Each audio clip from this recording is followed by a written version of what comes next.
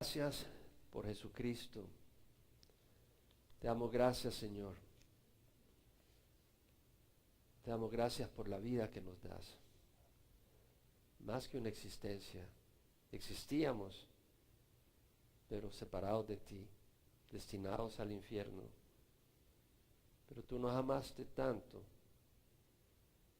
que nos creaste sabiendo de que íbamos a caer, pero que tú ibas a proveer el costo para restaurarnos, y ese costo era grande, la sangre de tu Hijo. Pero aún así estuviste dispuesto, porque nos amas tan grandemente. Te damos gracias por tu amor, Señor. Te rogamos que tú nos ministres este día, nos hables, bendigas a tu pueblo, Señor. En nombre de Jesús. Amén. Nos podemos sentar. Estamos estudiando la carta de Pablo a los Colosenses y hemos visto en los dos domingos anteriores, Pablo en la carta a los Colosenses, el capítulo 1, versículo 24, al capítulo 2, versículo 7, Pablo habla de sus sufrimientos por los colosenses, sus aflicciones. Él dice que él está haciendo su parte por su cuerpo, por el cuerpo de Cristo, que es la iglesia, completando lo que falta en los sufrimientos de Cristo. Es decir, somos el cuerpo de Cristo y el cuerpo de Cristo sufre.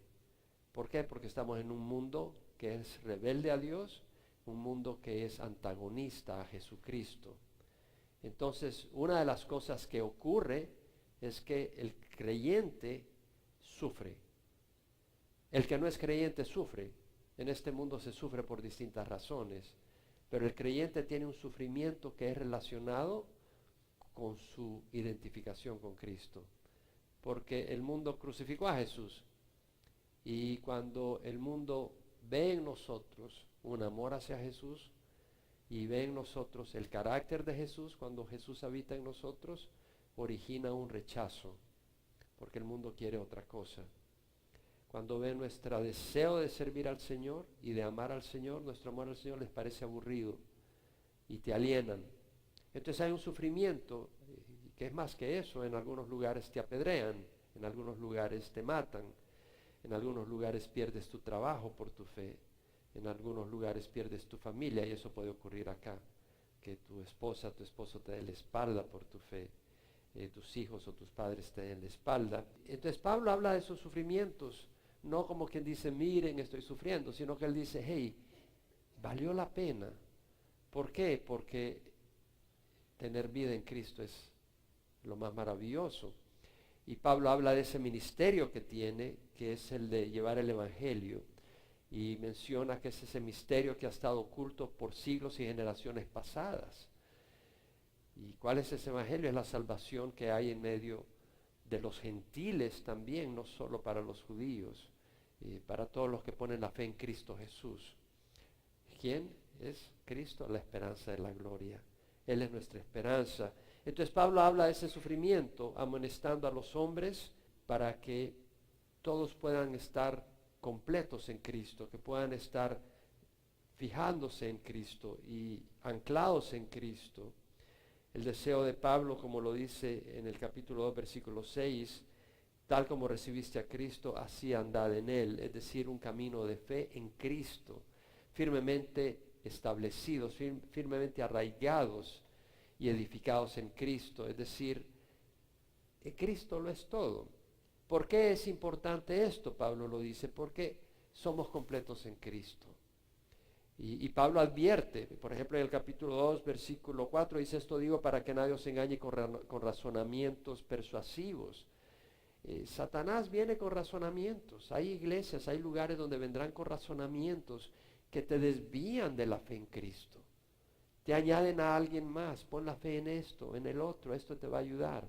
Y te quitan los ojos de Cristo. Cristo es quien nos hace completos. Y Pablo lo dice en el versículo 8 del capítulo 2, mirad que nadie os haga cautivos por medio de filosofía y de vanos sutilezas, según la tradición de los hombres, conforme a los principios elementales del mundo y no según Cristo. Es decir, habrán filosofías, habrán pensamientos de hombre que no son revelación de Dios y te ofrecen una salida. a tu crisis, a tu problema, un propósito para tu vida, pero no están basados en Cristo. No están basados en Cristo. Y Pablo luego justifica por qué se preocupa. Porque dice, porque toda la plenitud de la deidad reside corporalmente en Cristo. Corporalmente Jesús tomó un cuerpo. Es real. Dios siendo espíritu, en tres personas, Padre, Hijo y Espíritu Santo, el Hijo viene y toma un cuerpo físico. Y habita en un cuerpo físico y lo lleva a la cruz para pagar por nuestros pecados y luego sube al cielo, pero Él tiene un cuerpo glorificado. No es un cuerpo que envejece, no es un cuerpo que se enferma, es un cuerpo perfecto y glorificado, superior al que tenemos ahora. Y nosotros que hemos puesto la fe en Jesús tendremos un cuerpo glorificado y Jesús está corporalmente en ese cuerpo, pero no está limitado. Toda la plenitud de la deidad, Jesús es omnipresente, está en todas partes, no está limitado con ese cuerpo. Y es omnisciente, es decir, Él conoce todo y está lleno de amor. Él es nuestro abogado ante el Padre. Entonces, ¿por qué buscar a alguien más? ¿Por qué buscar algo más si Jesús, en Él están escondidos los tesoros de la sabiduría y del conocimiento? Y si tenemos a Jesús, ¿por qué? O sea, Jesús es quien nos complementa. Jesús nos invita a venir al Padre. A través de Jesús, únicamente a través de Jesús podemos venir a Dios. Si queremos venir a través de otra persona, no funciona. Y cuando lleguemos va a ser para ser juzgados y enviados al infierno, porque nuestras obras nos condenan. Entonces, en Jesús tenemos un intercesor. En Jesús tenemos un abogado con el Padre. En Jesús tenemos un hermano. Póntete a pensar que Dios nos ama tanto que toma un cuerpo humano en Jesús para ser uno de nosotros y que seamos sus hermanos. Jesús cuando resucita le dice a María Magdalena, que María Magdalena lo abraza de los pies, le dice, todavía no he subido al Padre, le dice, pero ve y dile a mis hermanos que subo a mi Dios y a vuestro Dios, a mi Padre y a vuestro Padre. Dice a mis hermanos, nos llama hermanos, el Hijo de Dios. Pero qué cosa más hermosa, esa relación que Dios nos ha dado. Entonces, ¿por qué si somos completos en Cristo vamos a buscar la plenitud en una pareja o en un apóstol? No quiere decir que no quieras tener una pareja. Dios nos ha hecho de tal manera que el hombre quiere tener un complemento físico, emocional, pero hay un vacío que solo Dios lo puede llenar. Hay un vacío que ninguna pareja lo puede llenar. Y si tú buscas que tu pareja lo llene, vas a ser miserable a tu pareja. Porque vas a demandar de esa persona lo que solo Dios puede hacer. Solo Dios puede entenderte. Solo Dios puede perdonarte de la manera que Dios perdona. Y solo Dios puede amarte de la manera que Dios te ama, conociéndote como te conoce. Somos muy afortunados con el Señor. Ahora, Pablo, luego del versículo 11 al 15, habla algo muy lindo, que es la gracia del Señor. Y vamos a leerlo como lo menciona. Dice, en Él, en Cristo, también fuiste circuncidados, con una circuncisión no hecha por manos, al quitar el cuerpo de la carne mediante la circuncisión de Cristo, habiendo sido sepultados con Él en el bautismo, en el cual también habéis resucitados con Él, por la fe en la acción del poder de Dios, que le resucitó de entre los muertos. Y cuando estabas muerto en vuestro delito y en la incircuncisión de vuestra carne, os dio vida juntamente con Él, habiéndoos perdonado todos los delitos, habiendo cancelado el documento de deuda que consistía en decretos contra nosotros y que nos era adverso, y lo ha quitado de en medio clavándolo en la cruz. Y habiendo despojado a los poderes y autoridades, hizo de ellos un espectáculo público, triunfando sobre ellos por medio de él. Bueno, Pablo aquí expresa en palabras a veces difíciles de digerir y necesitamos hacer un esfuerzo, cosas muy lindas y profundas, pero que son muy lindas. Pablo dice en el versículo 11, en él también fuiste circuncidados. con una circuncisión no hecha por manos, al quitar el cuerpo de la carne mediante la circuncisión de Cristo. ¿Qué es la circuncisión? Era parte del pacto de Dios con el pueblo de Israel, donde la piel del prepucio, el prepucio del órgano masculino, es cortado al octavo día. Fue parte del pacto que Dios le dio a Abraham. ¿Qué nos está diciendo aquí Pablo? Dice, en él también fuiste circuncidados, en Cristo fuiste circuncidados con una circuncisión no hecha por manos. Está hablando de algo distinto, algo relacionado con la circuncisión, pero dice, esta no es hecha con manos. Y le está diciendo a estos gentiles que físicamente no habían sido circuncidados, que habían sido circuncidados por Cristo, al quitar el cuerpo de la carne mediante la circuncisión de Cristo. ¿Qué está diciendo Pablo? Algunas traducciones en inglés, por ejemplo, la New King James Version dice, in him you were also circumcised with the circumcision made without hands, by putting off the body of the sins of the flesh, by the circumcision of Christ. En él fuiste circuncidado con una circuncisión hecha no con manos, al quitar el cuerpo de los pecados de la carne por la circuncisión de Cristo. Bueno, es la New King James Version, el texto Receptus que usa, que pone el cuerpo de los pecados de la carne. La New International Version, la New American Standard, no dicen el cuerpo de los pecados de la carne, simplemente dice el cuerpo de la carne, removiendo el cuerpo de la carne por la circuncisión de Cristo. Pero está hablando metafóricamente, porque no es una circuncisión física.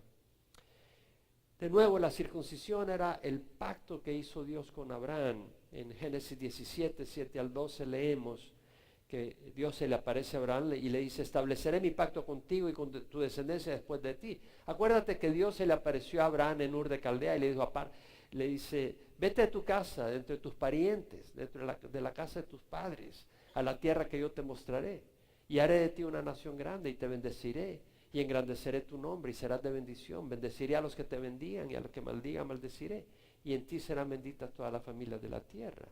Entonces, Dios se le aparece a Abraham cuando era idólatra, cuando su padre Tare tenía ídolos allá en Ur, y le dice, vete a tu tierra, entre tus parientes, de la casa de tu padre, a la tierra que yo te mostraré. Y Abraham cree en la promesa de Dios, que lo va a bendecir y va a ser bendición de muchos. Y porque cree, sale de la tierra de idolatría, deja los ídolos y pone su fe en Dios, en Jehová. Entonces vemos que Dios empieza a bendecir a Abraham porque Abraham le cree a Dios. Y cuando Dios se le aparece a Abraham en cierta ocasión y le dice, hey, no tengo hijos, y el Señor le dice, no, tú tendrás hijos, de tus muslos saldrá un hijo tuyo, y tu descendencia, mira las estrellas del cielo, tu descendencia será así de numerosa, que no podrás contarla. Y Abraham creyó, y Dios lo declaró justo. No por sus obras, sino porque le creyó a Dios. Y porque le creía, Abraham era amigo de Dios y Abraham caminaba con Dios. Era un hombre imperfecto, falló en varias ocasiones, aún en fe, pero amaba a Dios y caminaba con Dios. Entonces vemos que posteriormente se le aparece el Señor a Abraham y le dice, estableceré mi pacto contigo y con tu descendencia por todas generaciones, de ser Dios tuyo y de tu descendencia después de ti. Qué lindo que Jehová es nuestro Dios y no Alá. Ese Dios que manda a los suyos a que se sacrifiquen y que se maten y maten a otros en masacres. Él no es el mismo Dios. El Dios nuestro no es Alá, es Jehová. Es muy distinto. Y le dice, y yo te daré a ti y a tu descendencia después de ti la tierra de tus peregrinaciones, toda la tierra de Canaán como posesión perpetua, yo seré su Dios. Mi amigo, Alá dice de que Jerusalén le pertenece a los musulmanes. Nuestro Dios vivo dice que Jerusalén le pertenece a Israel. Es una promesa de Dios a los descendientes de Abraham, a los descendientes de Abraham físico. Y le dice, este es mi pacto que guardaréis entre yo y vosotros y tu descendencia. Todo varón de entre vosotros será circuncidado. Seréis circuncidados en la carne de vuestro prepucio y esto será la señal de mi pacto. A la edad de 8 años será circuncidado, de 8 días será circuncidado. ¿Sabes tú que médicamente el bebé, el 8º día es cuando el factor K es ideal para que sangre menos en la circuncisión?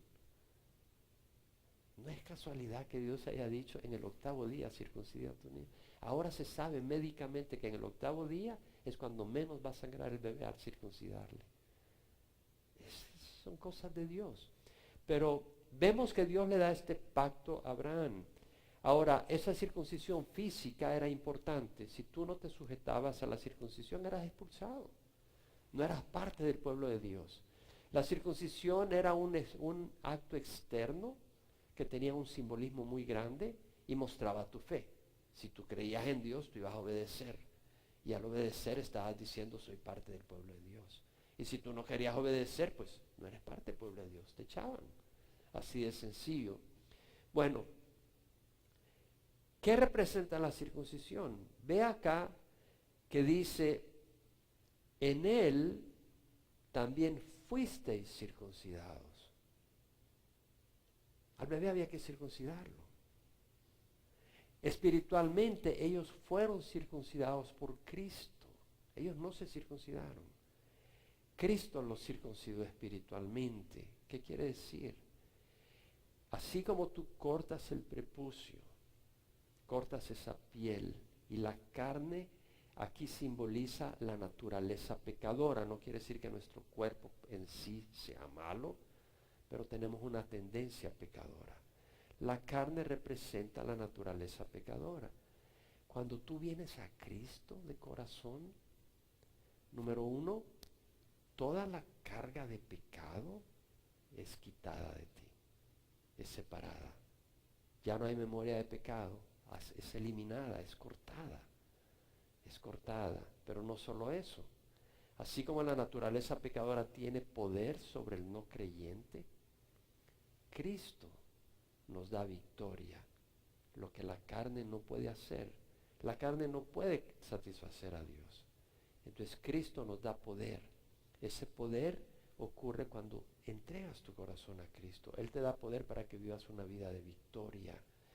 Y eso es lo que enseña Pablo acá. Nosotros no podemos pagar por lo que hemos fallado. Alguien tiene que pagarlo. Esa carga de pecado ha sido cortada y separada de nosotros.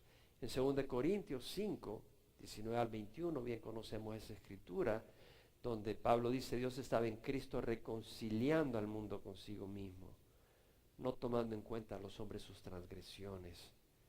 Y nos ha encomendado a nosotros la palabra de reconciliación. Por tanto, somos embajadores de Cristo. Como si Dios rogara por medio de nosotros, en nombre de Cristo, rogamos reconciliados con Dios. Al que no conoció pecado, le hizo pecado, para que nosotros seamos justicia de Dios en él. Es decir, hemos sido reconciliados. La deuda ha sido pagada. La deuda ya no está, estaba esa deuda en nosotros. Ya fue separada de nosotros. Me encanta el Salmo 103, versículo 8 al 14, donde dice, compasivo y clemente es Jehová, lento para la ira y grande en misericordia. No contenderá con nosotros para siempre, ni para siempre estará enojado. No nos ha tratado según nuestros pecados, ni nos ha pagado conforme a nuestras iniquidades. Porque como están de alto los cielos sobre la tierra, así es de grande su misericordia para los que le temen. Como está de lejos el oriente del occidente, así alejó de nosotros nuestras transgresiones. Como un padre se compadece de sus hijos, así se compadece Jehová de los que le temen. Porque Él sabe de qué estamos hechos, se acuerda que somos solo polvo. Dios sabe que nosotros no podemos estar en paz con Él si Él no paga nuestra deuda. Y Él tuvo que pagarla, mandó a su Hijo para pagarla. Pero si bien Él ha pagado la deuda, si bien nuestros pecados han sido cancelados, no quiere decir de que ahora tenemos que ser perfectos para ser aceptados por Dios. Porque entonces nadie se pudiera salvar. Es decir, Dios pagó nuestra deuda pasada. Tú vienes a Jesucristo y ya pagó tu deuda pasada. Pero no volverás a fallar. No volverás a perder la paciencia. No volverás a mirar indiscretamente lo que no debiste ver. ¿Volviste a tropezar? Tenemos a alguien que paga. La sangre de Cristo es una fuente continua. Jesús está a la derecha del Padre intercediendo por nosotros. Un sacrificio una vez por siempre. No tiene que ser sacrificado de nuevo, pero ese sacrificio paga por todos los pecados. Y por eso en 1 de Juan 1:9 dice, si confesamos nuestros pecados, Él es fiel y justo para perdonar nuestros pecados y limpiarnos de toda injusticia. En 1 Juan 2:1-2, Juan el apóstol dice, hijitos míos, os escribo estas cosas para que no pequéis. O sea, no pequéis, pero si alguno peca, abogado tenemos para con el Padre, Jesucristo el justo. Él mismo es propiciación por nuestros pecados, y no solo por los nuestros, sino por los del mundo entero. Está diciendo, Jesús es propiciación. Jesús es nuestro abogado, tenemos para con el Padre. Póntete a pensar, qué mejor abogado que Jesucristo. Nunca ha perdido un tan solo caso. Y nunca va a perder un solo caso. Él nunca pierde un caso. Jesucristo está a la derecha del Padre intercediendo por nosotros, los creyentes. Cuando tú tropiezas, Él está ahí intercediendo por nosotros. Esto es muy importante en lo que estamos estudiando en este texto y vamos a ahondar. Nosotros no podemos contra la naturaleza pecadora. Pablo lo entendió. Tenemos que ser circuncidados. No podemos, la naturaleza pecadora es muy poderosa en nosotros. Necesitamos ayuda. En Romanos 7, vamos a ir del versículo 18, Pablo dice, yo sé que en mí, es decir, en mi carne no habita nada bueno. Porque el querer está presente en mí, pero el hacer el bien no. Porque no hago el bien que deseo, pero el mal que no quiero, eso practico.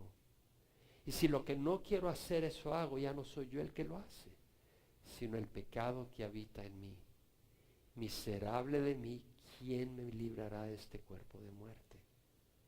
Fíjate lo que está diciendo Pablo. Yo sé que en mí, es decir, en mi carne no habita nada bueno.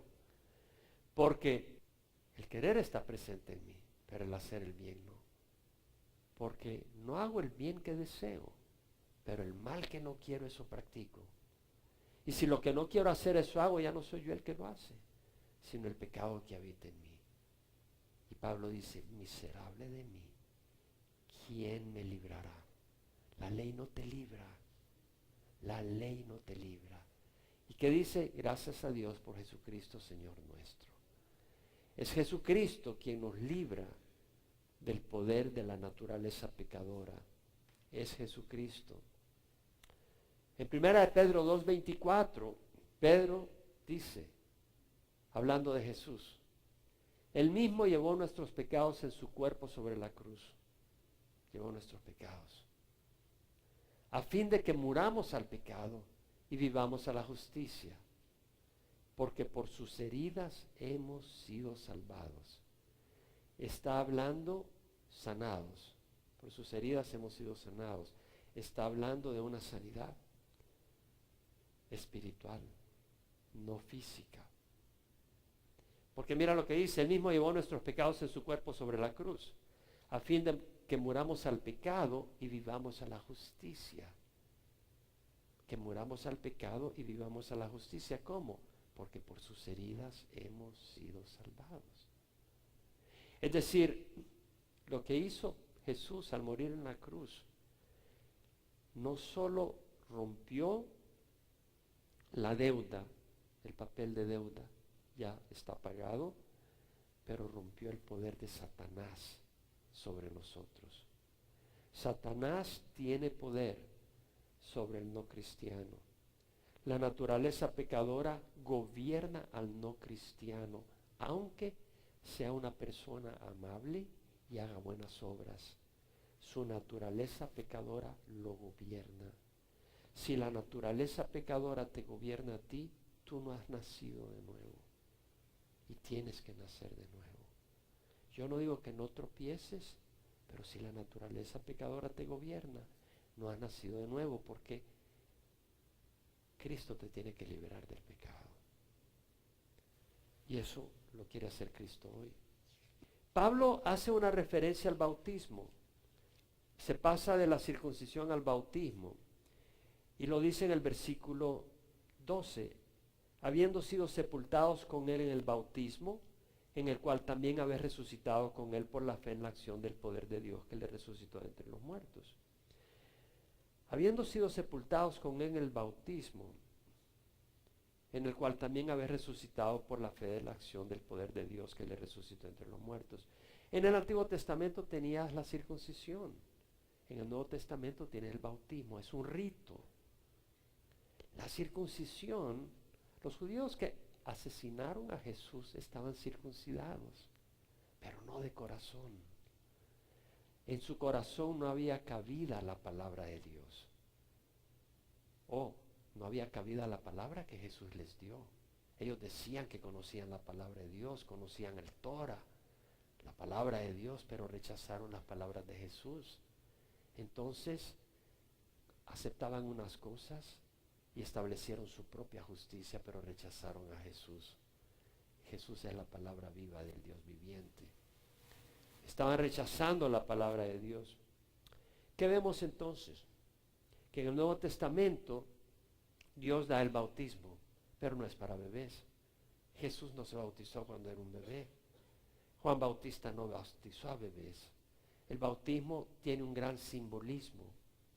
Y nosotros bautizamos personas que deciden seguir a Jesús. Porque Jesús dijo, id y haced discípulos de todas las naciones, bautizándolas en el nombre del Padre, del Hijo y del Espíritu Santo. Entonces, si tú bautizas a un bebé, él no sabe lo que está pasando. El bautismo tiene un gran simbolismo. ¿Y qué dice Pablo acá? Fuiste sepultados con él en el bautismo. ¿Cómo? La inmersión representa tu identificación con Jesús en su muerte y en su sepultura. Así como Jesús murió por nuestros pecados, si tú te identificas con Jesús y tú dices, ¿sabes qué, Jesús? Soy un pecador. No hay duda. Soy inmoral, soy ladrón, soy mentiroso, soy esto, soy lo otro. La verdad, Señor, ya no quiero ser así. Ya no quiero ser así. Entonces, tú vienes a Jesús y te identificas con Él. Y con ese acto de fe, de poner tu fe en Jesús, tú estás diciendo, yo dejo la vida pasada, la sepulto, así como Jesús fue sepultado en el sepulcro, así como Jesús descendió al sepulcro, yo dejo la vida pasada, la entierro. Y si tú te identificas con Cristo, así como Jesús resucitó de la muerte, cuando tú sales del agua en el bautismo, eso representa que tú resucitas a una nueva vida. Una vida basada no en la ley, sino en el Espíritu de Dios, que te da vida y te guía y pone en tu corazón deseos y poder para vivir una vida agradable a Dios. Eso es lo que representa el bautismo. Jesús dijo, recibiréis poder cuando el Espíritu Santo descienda sobre vosotros. El Espíritu Santo no desciende sobre los que no han puesto su fe en Jesús. Tú no vas a tener poder mientras no aceptes a Jesús como Señor de tu vida. Tienes que rendir tu corazón. Entonces Pablo dice en el versículo 13, cuando estabas muerto en vuestros delitos y en la incircuncisión de vuestra carne, os dio vida juntamente con él, habiéndonos perdonado todos los delitos. Cuando estabas muerto, quiero que sepas que cuando tú no has recibido a Cristo, tú existes, pero estás muerto. Es como un maniquí de un deportista. Podrá tener toda la apariencia, pero no conoces la vida para la cual fuiste creado. Existes, pero no vives. Esa vida solo está en Cristo cuando recibes a Cristo. En Apocalipsis 3:20 leemos que Jesús dice, aquí yo estoy a la puerta y toco, y le está hablando a una iglesia, la iglesia de la Odisea. Una congregación se creía rica, pero habían dejado a Jesús afuera. He aquí yo estoy a la puerta y toco. Si alguno escucha mi voz y abre la puerta, entraré y cenaré con él y él conmigo. Jesús quiere entrar a tu vida. ¿Cómo vas a abrirle el corazón a Jesús? ¿Te cortas? No. Hay cabida en tu corazón a su palabra. Jesús le dijo a los judíos que lo querían matar. Sé que soy descendiente de Abraham y sin embargo procuráis matarme porque mi palabra no tiene cabida en vosotros. Tienes que abrir tu corazón a la palabra de Dios. Cuando tú abres tu corazón a Jesús, Él personalmente entra a vivir en ti, a residir en ti. Cristo en nosotros, la esperanza de gloria, dice Colosenses. Él entra a residir en tu vida. En Juan 5, 24 al 25, Jesús dijo, en verdad os digo, el que oye mi palabra y crea al que me envió, el que oye mi palabra y crea al que me envió, tiene vida eterna.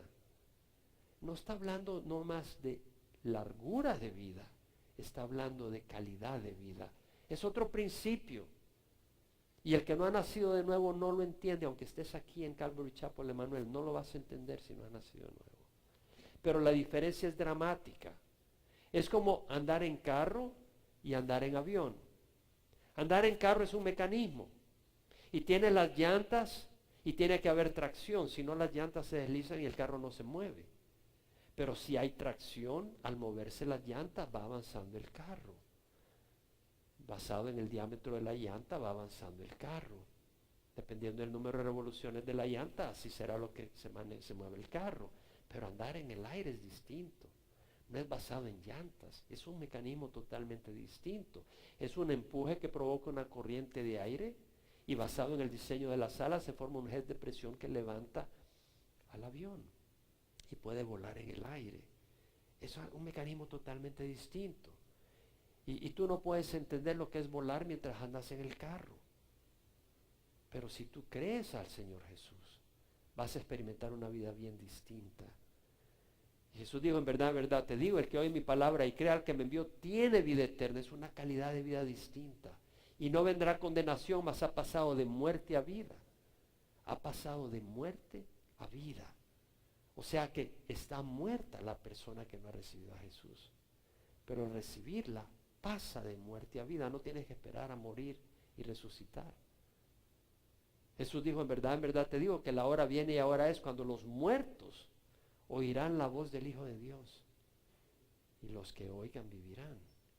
No está hablando muertos físicos.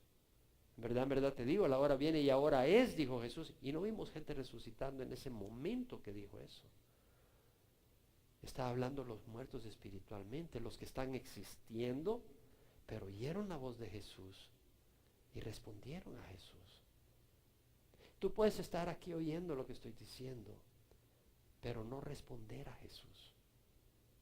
Tú puedes responder a mi predicación y decir me gustó o no me gustó. La pregunta es, ¿respondes a Jesús? Porque Jesús está hablando. Y tú puedes responder o ignorar la voz de Jesús. Solo en Cristo hay una vida abundante. Jesús dijo, el ladrón viene para robar, matar y destruir. Yo he venido para que tengas vida, para que tengas vida. ¿Qué quiere decir? Que estamos muertos y la tengas en abundancia.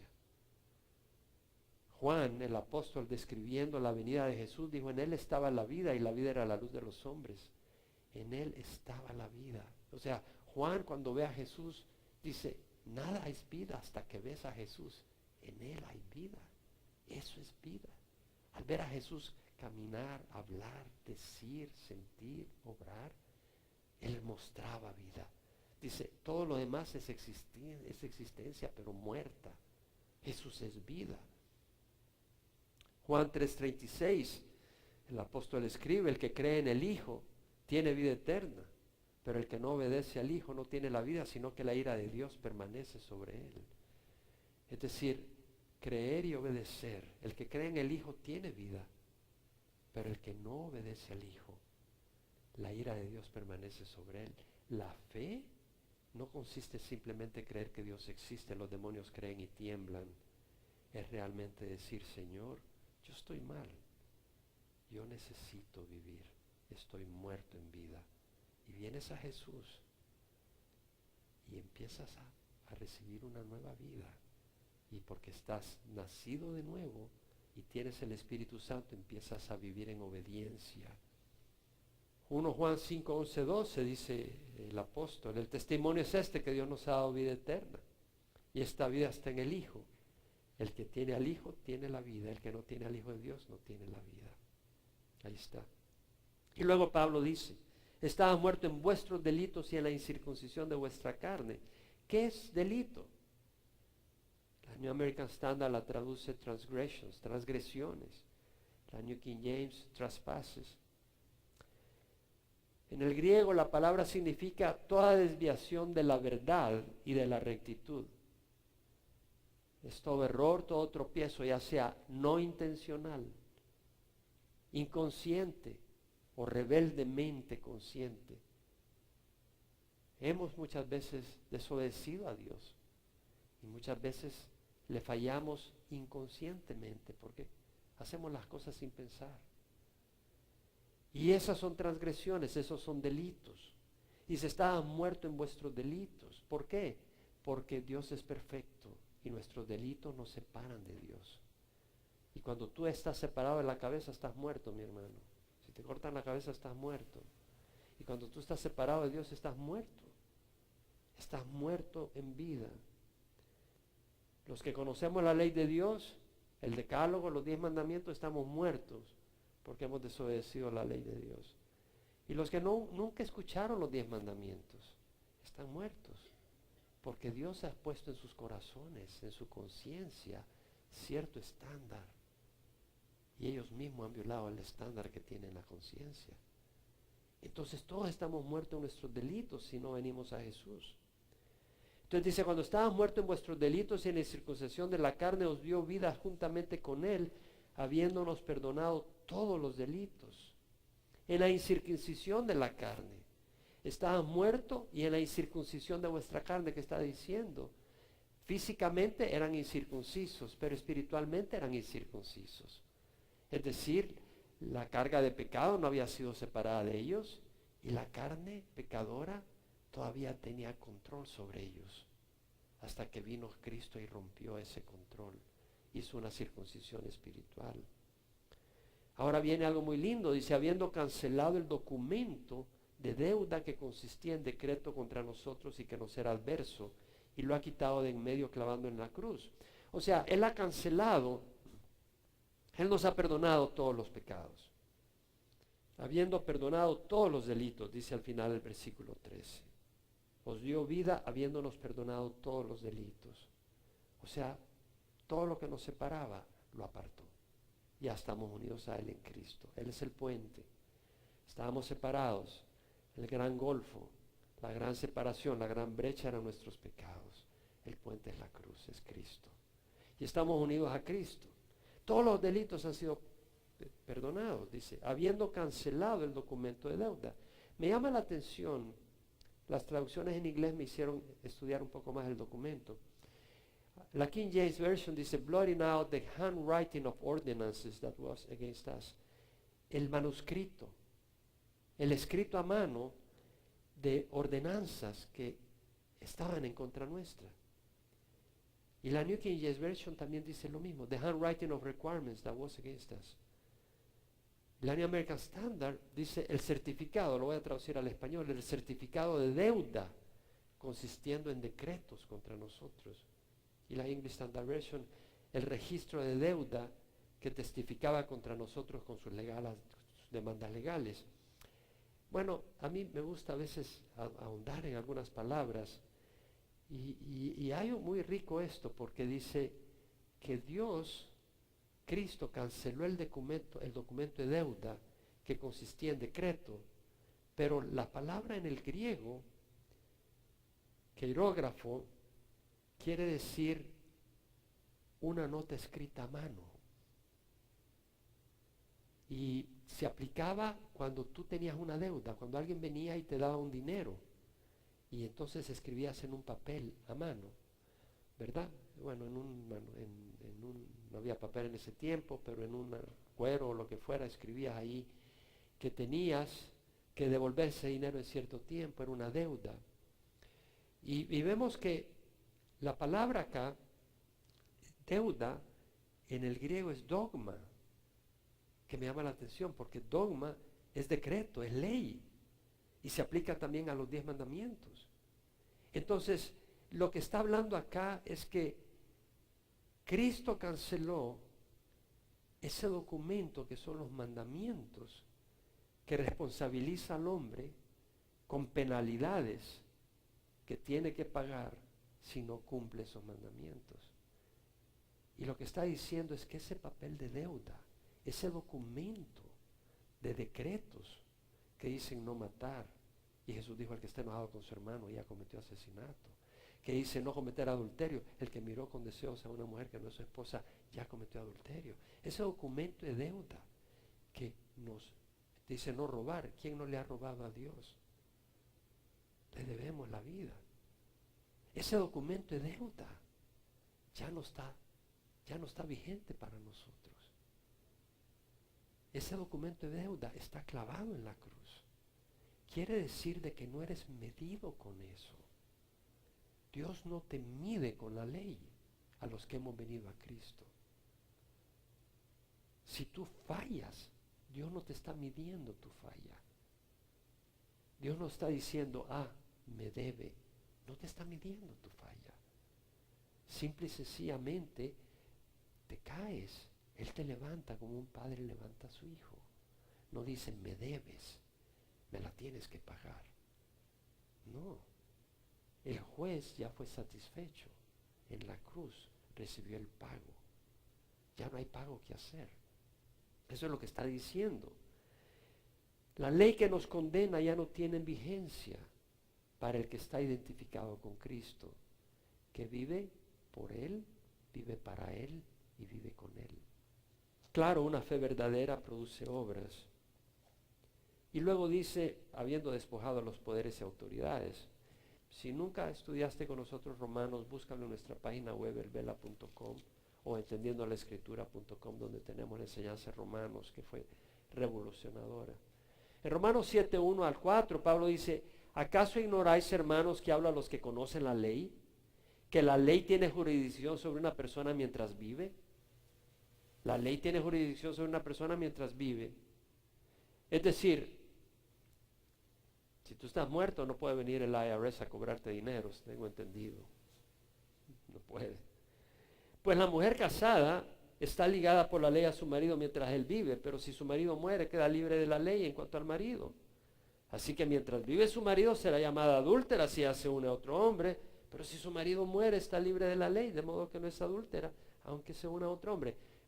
Lo que está diciendo es que mientras la pareja vive, la ley se aplica a ambos.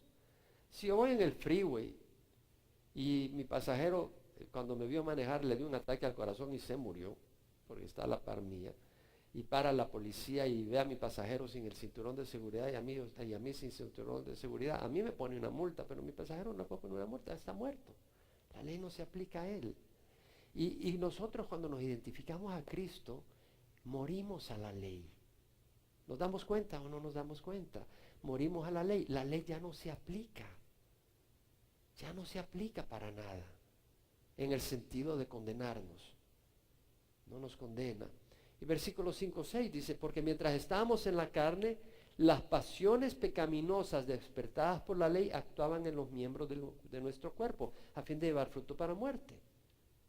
¿Qué nos está diciendo? La ley provoca pecado. Si tú vives bajo la ley, no sales de tu pecado. En cualquier área en la que tú estás. No, Dios dijo no cometer adulterio. Y estás cometiendo adulterio. No quiero cometer adulterio porque la ley dice no debo cometer adulterio. ¿Sabes qué? La ley no te libera. Ahí no hay poder. No debo robar porque la ley dice no robar. Eso no te va a liberar. ¿Sabes qué te va a liberar? Nacer de nuevo. Morir a la ley y tener otra dinámica en ti, que no es la ley, no es el miedo a la ley, sino el amor a Jesús. Esa es otra dinámica bien distinta. Esa es otra fuente de energía, otra fuente de poder. En Romanos 6, 3 al 8, Pablo lo ilustra. ¿No sabéis que todos los que hemos sido bautizados en Cristo Jesús hemos sido bautizados en su muerte? Por tanto hemos sido sepultados con Él por medio del bautismo para muerte, para que así como Cristo resucitó entre la muerte por la gloria del Padre, así nosotros andemos en novedad de vida. Porque si hemos sido identificados con Él por medio de su muerte, si hemos sido unidos con Él por medio de su muerte, también seremos unidos con Él en la esperanza de su resurrección. Si hemos sido unidos en Él en la semejanza de su muerte, lo seremos también en la semejanza de su resurrección. Sabiendo esto, que nuestro viejo hombre fue crucificado con Él. Nuestro viejo hombre, nuestra naturaleza pecadora.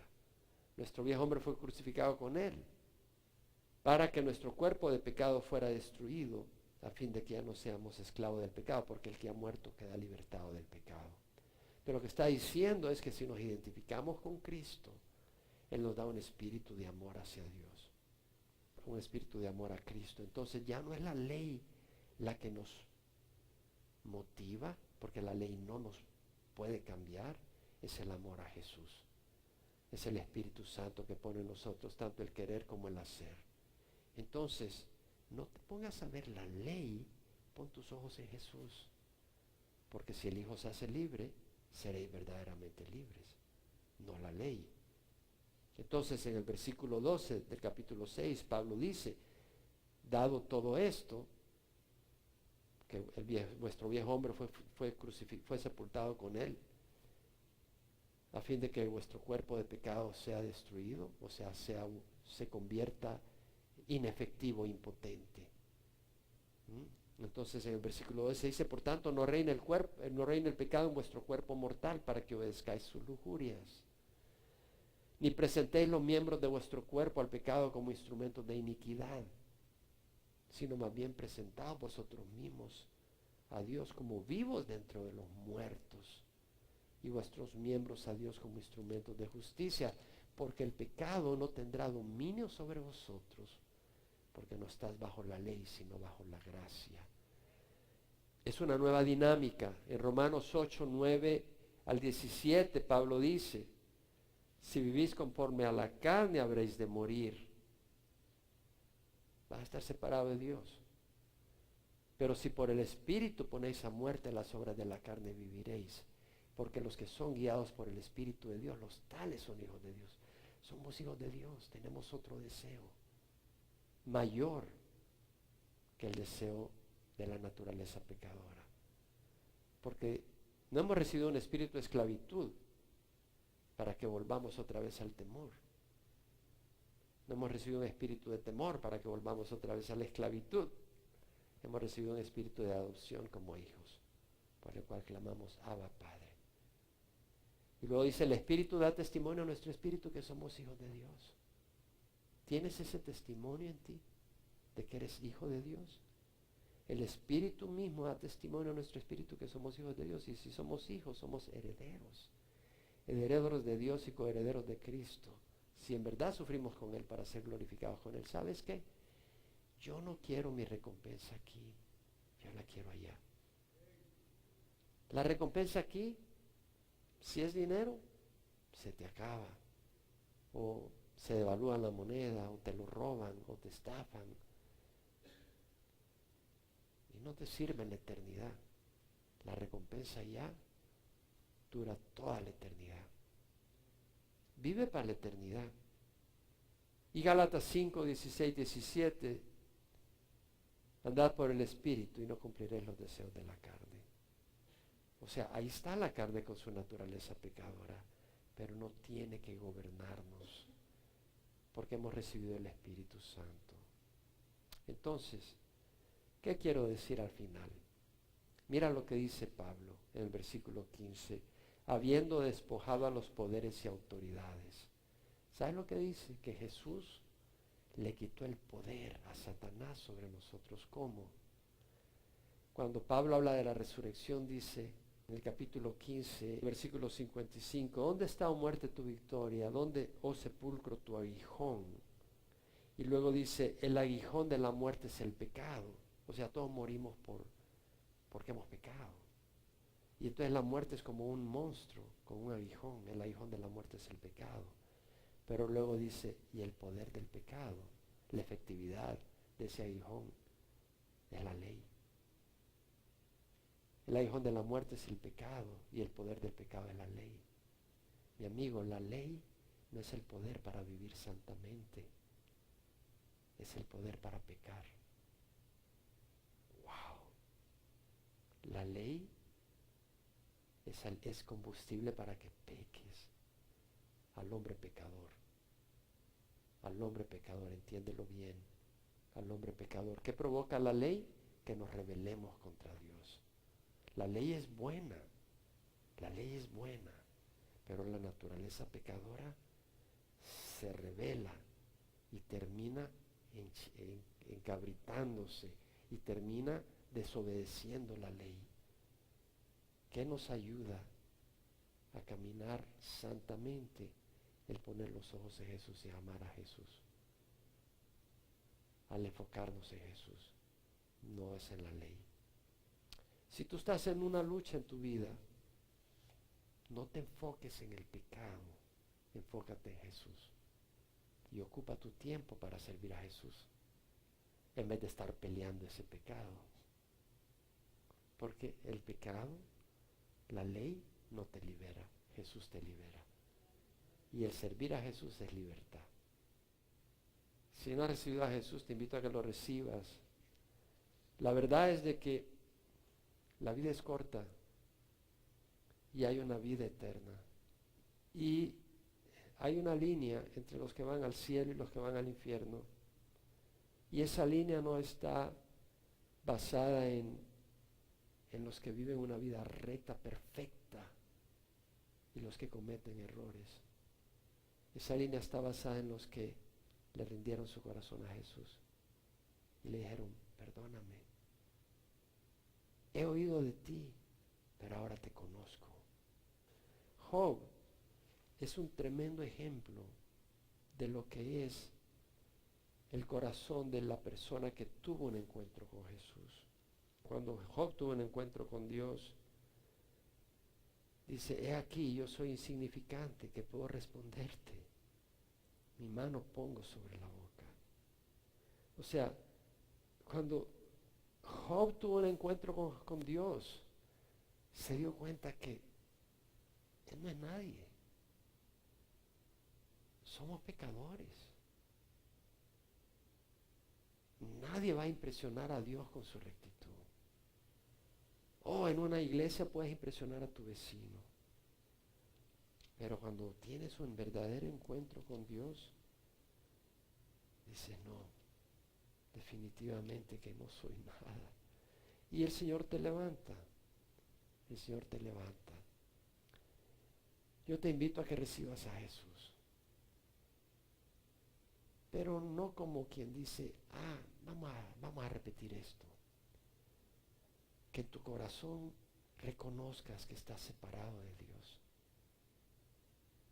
Que en tu corazón reconozca que necesitas a Dios.